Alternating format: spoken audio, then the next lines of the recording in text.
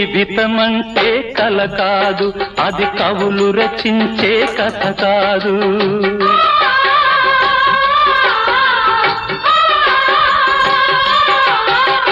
జీవితమంటే కల కాదు, అది కవులు రచించే కథ కాదు. కనుమరుగైనది సిరి కాదు, అది మనదని తలచుట సరికాదు. కుడి ఎడమైతే పొరపాటు లేదను నానుడి సత్యం కాదు, ఇది అందరికి అర్థం కాదు. ఓ